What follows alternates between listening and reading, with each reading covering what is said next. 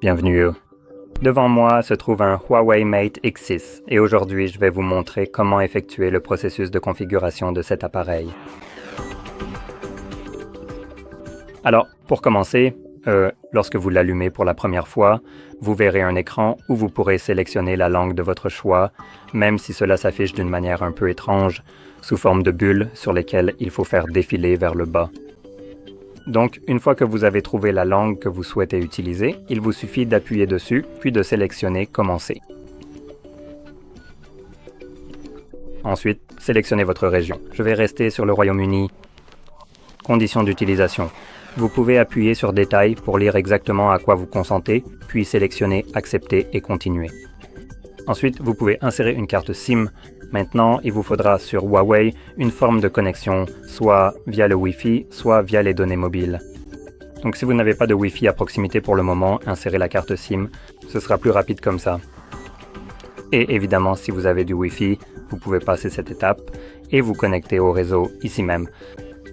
Comme vous pouvez le voir, vous ne pouvez pas aller plus loin sans être réellement connecté à un réseau.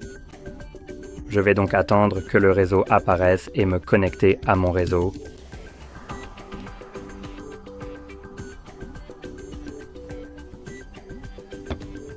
Voilà. Et maintenant, nous pouvons passer à la page suivante qui concerne les données et la confidentialité. C'est assez ironique venant de Huawei. Vous pouvez appuyer sur Détail pour voir quel genre de baratin ils essaient de vous vendre ici. Mais au final, nous devons sélectionner « Continuer ». C'est la seule façon de terminer la configuration. Ensuite, nous avons la protection de l'appareil. Ici, nous avons plusieurs façons différentes de protéger notre téléphone. Les deux options biométriques seraient l'empreinte digitale et la reconnaissance faciale, deux options auxquelles on pourrait s'attendre pour la biométrie. Et puis, sous mot de passe de l'écran de verrouillage, nous avons le code PIN, le schéma ou le mot de passe. Si vous prévoyez d'utiliser une forme de biométrie, que ce soit l'empreinte digitale, la reconnaissance faciale ou les deux, il vous sera toujours demandé de choisir un verrouillage d'écran car la biométrie n'est pas fiable à 100%.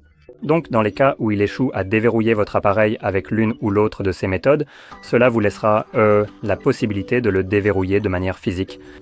Alors, parcourez simplement les options, choisissez celle que vous voulez et en plus, si vous ne souhaitez pas protéger votre appareil, ce qui est tout à fait possible mais que je ne recommande pas, vous pouvez simplement le configurer plus tard. Comme je l'ai dit, je ne recommanderais pas cette option, mais c'est mon appareil, donc ça n'a pas vraiment d'importance. Bref, ensuite nous avons le contrôle parental. Si c'est vous qui allez utiliser cet appareil, vous ne vous souciez probablement pas de cette option. Si vous achetez cet appareil pour votre enfant, alors vous pourriez être intéressé par la configuration de cette fonctionnalité. Mais ce n'est pas mon cas, donc je vais sélectionner Ignorer. Ensuite, nous avons l'identifiant Huawei.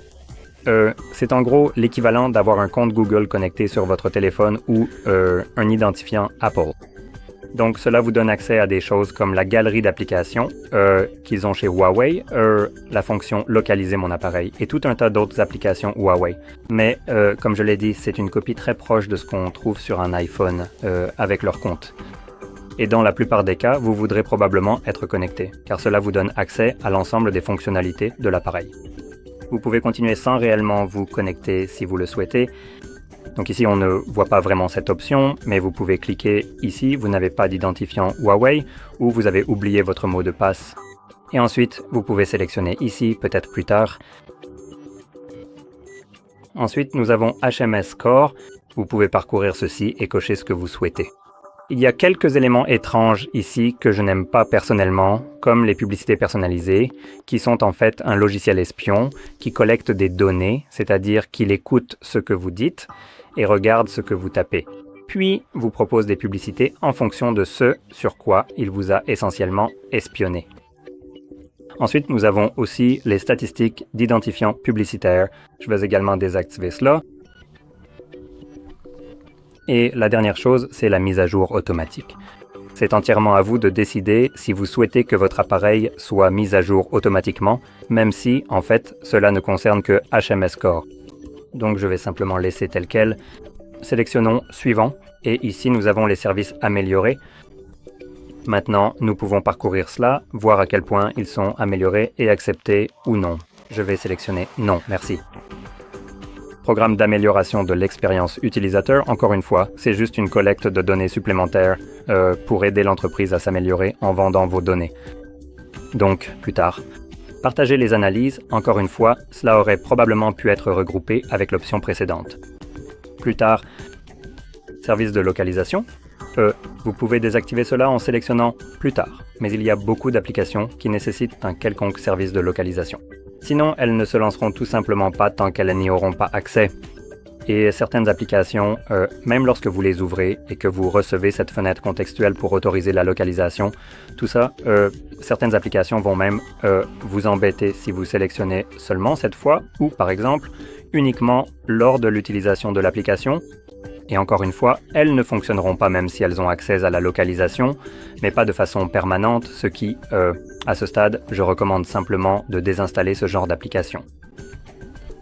Il n'y a aucune raison pour qu'une application ait besoin d'un accès permanent à votre localisation lorsque vous ne l'utilisez pas. Ensuite, nous avons gardé votre logiciel à jour et simplement une mise à jour automatique pour votre appareil. Si vous le souhaitez, vous pouvez sélectionner « Activer » et « Continuer ». Si vous ne le souhaitez pas, sélectionnez « Mettre à jour manuellement » et « Ne pas activer ». Et ensuite, nous avons l'importation de données. Ici, vous pouvez importer toutes vos anciennes applications, photos, contacts, messages et tout ce genre de choses de votre ancien téléphone vers celui-ci. Et vous passeriez essentiellement par la configuration juste ici. Donc, nous avons déplacé les données depuis un autre appareil. Cela se ferait en utilisant une application de clonage de téléphone. Je pense que c'est ce que Huawei utilise, ou Phone Switch, quoi qu'ils utilisent. Ils ont leur propre application et elle vous indiquera quoi télécharger. Et la raison pour laquelle je m'attarde un peu plus là-dessus, c'est parce que l'application qu'ils vous demanderont de télécharger ici, vous pourriez la chercher sur le Play Store. Si par exemple vous avez un autre appareil Android dont vous faites la transition, l'application que vous trouverez sur le Play Store sera très obsolète de plusieurs années et elle ne fonctionnera pas. Donc vous devrez la chercher sur le navigateur et je crois qu'il vous redirigera vers le site web de Huawei où vous pourrez la télécharger, donc leur site officiel. C'est cette application que vous voudrez obtenir, car celle du Play Store ne fonctionnera tout simplement pas pour vous. Et en plus, si vous ne prévoyez pas de transférer de données, vous pouvez cliquer ici, configurer comme nouvel appareil, puis choisir votre style de navigation. Ou en fait, vous pouvez le modifier à partir du geste qu'il active par défaut. Donc il vous permet de l'apprendre si vous ne l'avez jamais utilisé auparavant. Si vous cliquez sur Termineur, il va garder les gestes. Et si vous voulez le changer, vous devez cliquer ici, changer la méthode de navigation. Et ensuite, il le change pour les 3 boutons. Maintenant, vous pouvez cliquer sur Termineur. Maintenant, avant de vraiment terminer, comme il s'agit d'un appareil pliable, il nous donne un rapide aperçu des choses à ne pas faire avec l'écran en plastique très fragile. Donc, si vous avez déjà utilisé un appareil pliable auparavant, vous êtes probablement déjà au courant de cela. Si ce n'est pas le cas, je vais rapidement passer en revue toutes ces options ici, ou Informations, juste pour que vous sachiez peut-être ce qu'il ne faut pas faire, afin que vous puissiez utiliser votre appareil aussi longtemps que possible. Donc nous avons « Ne retirez pas le film protecteur ». Je vais l'ouvrir. Donc, si nous verrouillons l'appareil, vous pourrez peut-être voir juste ici, nous avons un film protecteur. Il y a en quelque sorte un espace entre l'écran et le film lui-même. Cela commencera à se décoller après un certain temps, donc vous aurez en quelque sorte une ligne qui finira par se former ici. Ce film peut être remplacé. En ce qui concerne par exemple les téléphones comme Samsung, ils proposent des remplacements évidemment pour leur téléphone, tant qu'ils sont sous garantie, gratuitement. Et plus tard, c'était juste comme un petit supplément. Je ne sais pas si Huawei fait la même chose, donc c'est quelque chose que vous voudrez peut-être vérifier. Mais je le signale car je sais que Samsung, par exemple, propose cela. Je supposerais que Huawei fait la même chose. Ensuite, nous avons ne pas appuyer sur l'écran interne avec des objets pointus. Donc, encore une fois, je vais un peu me référer à Samsung. Samsung propose un support sur cet écran pour leur stylet. Donc vous pouvez en fait utiliser un stylet dessus qui est pris en charge spécifiquement pour cet appareil. Ici, je ne pense pas qu'il y ait un quelconque support pour un stylet sur ces appareils pliables.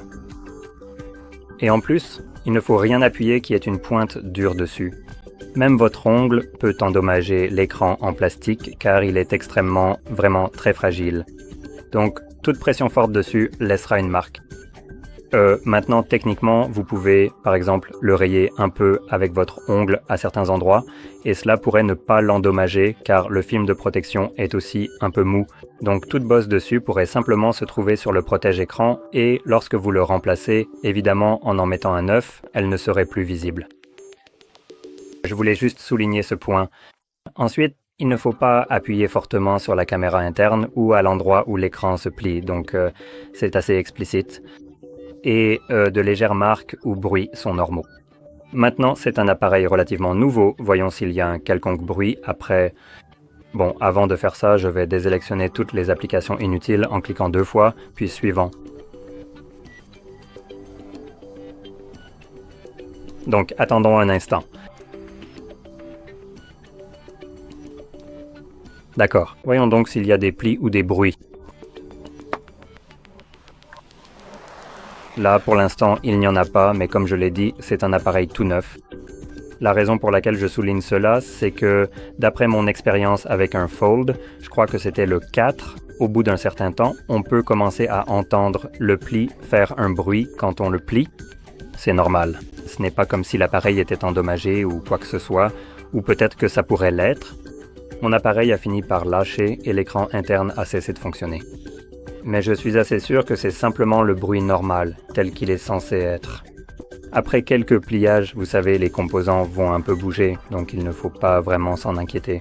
Et tant que c'est sous garantie, évidemment tout dommage à l'écran qui surviendrait à cause du pliage sera de toute façon couvert par la garantie, ou du moins devrait l'être. Cela étant dit, j'espère que vous avez trouvé cela très utile, et si c'est le cas, n'oubliez pas de liker, de vous abonner, et merci d'avoir regardé.